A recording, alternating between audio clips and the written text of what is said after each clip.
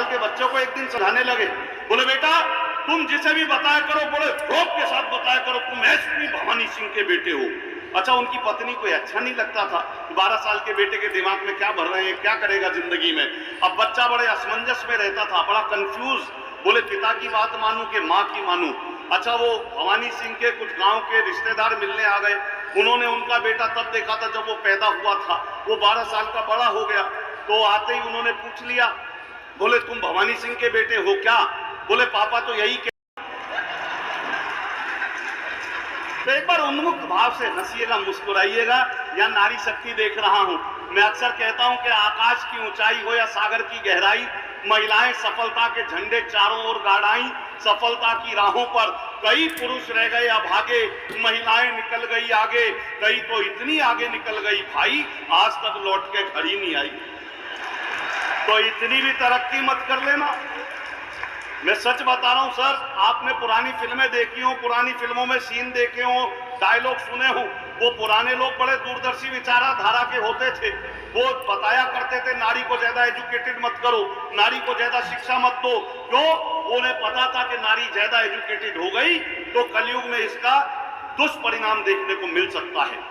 पिछले दिनों मैं अपने दोस्त की शादी में गया, शादी अटेंड की, अगले दिन दुल्हन को विदा करके लाना था। जैसे ही विदा करके लाने लगे तो वो दुल्हन रोने लगी तो मेरा दोस्त इमोशनल होकर, दूल्हा वो भी रोने लगा। मैंने कहा तू क्यों रो रहा है? बोले ये क्यों रो रही है? मैंने कहा इसकी तो शादी हुई है। बोला वो तो मेरी भी हुई है। मैंने कहा ये तो अपने माँ बाप भाई बहन छोड़कर जाएगी। बोला जाकर मेरे भी तो छुड़वाएगी। क्यों आया सर? ये परिवर्तन इसलिए आया कि हमें करना क्या था, हमने किया क्या? हमें लोगों से रिश्ता बनाना था, चीजों को इस्तेमाल करना था। हम चीजों से रिश्ता बनाने लगे और लोगों को इस्तेमाल करने लगे, इसलिए हमारी सोच में यह परिवर्तन आ गया। तो आइए अब जुड़ने की भाव में आ चुके हैं, मानस में आ चुके हैं कि मोटापे में अनाज से, डॉक्टर के इलाज से, कान फोड़ू साच। अच्छा मैं बताऊं सर, कोरोना काल बड़ा विचित्र बीता हमारा। बैंक तो फिर भी ठीक ठाक चल रहे थे, ईमानदारी की बात बता रहा हूं। हमारा तो इतना बुरा बीता, कलाकार कवियों को बुलाना बंद कर दिया लोगों ने। पहले दाल रोटी देखें, कोरोना से बचें या कवि सम्मेलन कराएं। अच्छा, मैं जैसा वो हमारे संचालक बता रहे थे, मैं फरीदाबाद से हूं आपके बीच में, और सभी देखिए वोट के आया हूं जैसा वो बता रहे थे। और फरीदाबाद में रहता हूं, ये बताना हालांकि मैंने बंद कर दिया है, क्योंकि जब से हमारे प्रदेश के बाबा बाबा पकड़े जाने लगे तब से मैं बताने से बचता हूं। लेकिन मैं आपको बता रहा था सर कि मोटापे में अनाज से, डॉक्टर के, कोरोना काल की बात। मेरे पास 3 कमरे का फ्लैट है सर। एक में माता पिता, जो उनका हक है, अधिकार है, क्योंकि सब कुछ उनका ही दिया हुआ है। एक कमरे में मेरे बच्चों ने कब्जा किया हुआ है। एक कमरे में सामान्यतः पति पत्नी होते हैं और सुबह शाम की दिनचर्या ये रहती है, आप ऑफिस आते हैं तो पत्नी की शक्ल देख ली, ऑफिस से घर गए तो पत्नी की शक्ल देख ली। आप उस स्थिति को जरा महसूस करके देखिए कि कवि के पास कोई काम नहीं, उस एक कमरे में उसकी पत्नी, और वो जबरदस्ती 24 घंटे ना चाहते हुए भी दूसरे की शक्ल देखनी पड़ रही है।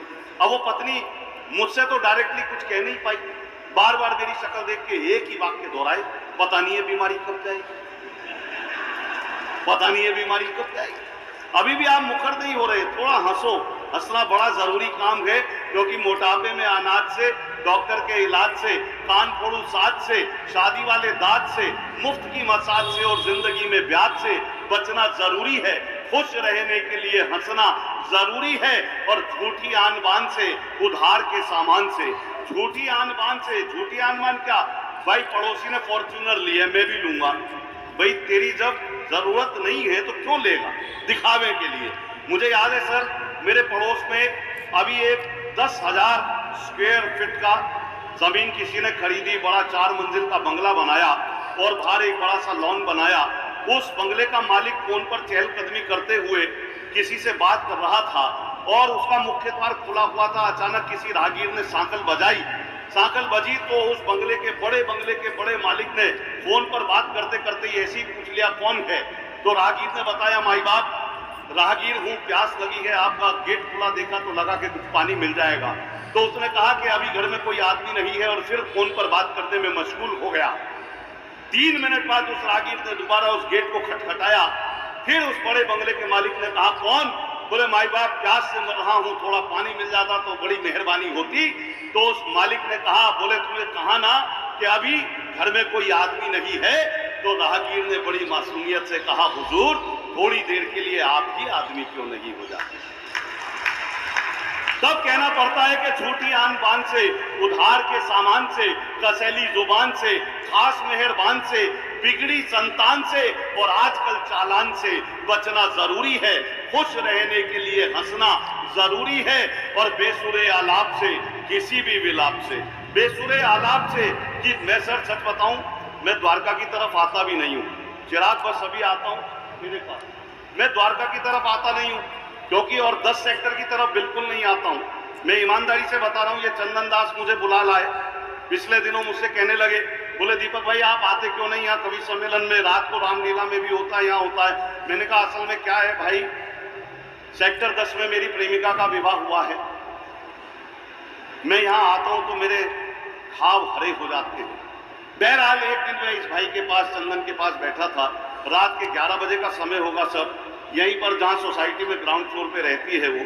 तो ये बोले, भाई साहब एक बार देख लो शक्ल, मामला आर पार हो जाएगा, फिर जिंदगी भर भूल जाना। तो ये मुझे रात के 10 बजे ले गए मेरी प्रेमिका के फ्लैट के बाहर। जैसे ही मैं पहुंचा गोयल साहब, अचानक जमीर जाग गया। मैं वापिस आ गया। जमीर उसके पति का नाम है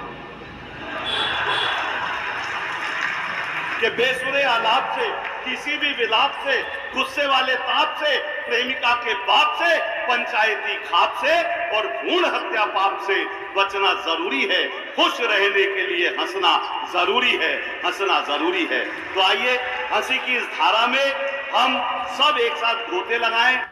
जब भी बात बिजनेस की आती, मैंने किया ही नहीं, चक्कर में पड़ा ही नहीं मैं, क्योंकि अपने यहाँ तो जो चीज है, मैं भी, इसने बताया सदाफे का काम है, मैं भी गुप्ता लिखता हूं, तो अपन तो सारे काम कैलकुलेशन के साथ करते हैं। अपने तो सीधा सीधा इतना लंबा गीत लिखने की जरूरत ही नहीं। कौस्तुभ जी, देसी भाषा में 4 मिसरों में बात 4 पंक्तियों में खत्म कर दो कि दिल जिगर गुर्दा कलेजा सब तेरा है तू ही ले जा। दिल जिगर गुर्दा कलेजा सब तेरा है तू ही ले जा, खर्च जो तुझ पर किए हैं मेरी जान वो पैसे दे जा। आजकल का प्यार कोई प्यार है? वो लड़का लड़की, प्रेमी प्रेमिका दोनों दुनिया के तानों से तंग आकर ऊपर पहाड़ पे चढ़ गए। प्लानिंग ये हुई कि दुनिया जीने नहीं दे रही हमें, हम दोनों सामूहिक रूप से सुसाइड करेंगे। दोनों को एक साथ कूदना था। अचानक प्रेमिका के मुंह से निकल गया, प्रेमी को बोली डेमो दे। वो बेचारा न सोचा न समझा, सीधा कूद गया। प्रेमिका ने झांक के देखा, खाई गहरी थी, उसकी लाश तक नहीं दिखाई दी। तो उसने सोचा चलो छोड़ो, ये पार्टी तो गई, अपन दूसरी ज्वाइन करेंगे। घर आने लगी, लौटने लगी तो रास्ते पर बड़बड़ाती रही, love is blind, love is blind, love is blind. देखती क्या, ऊपर पैराशूट से प्रेमी उतर रहा है, love never dies, love never dies, love never dies.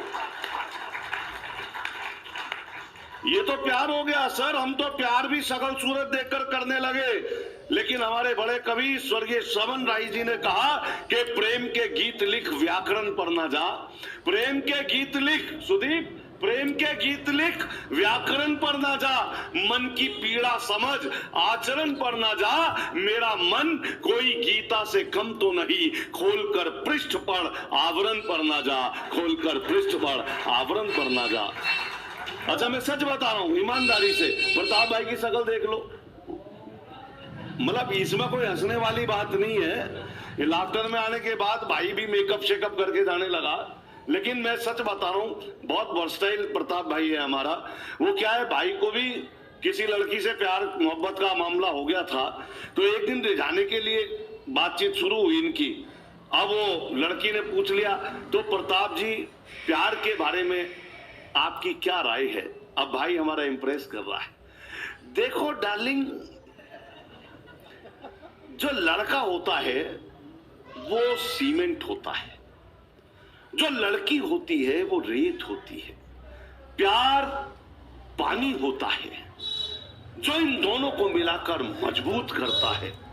इनकी प्रेमिका का जवाब, तू तो शक्ल से ही मजदूर दिख रहा,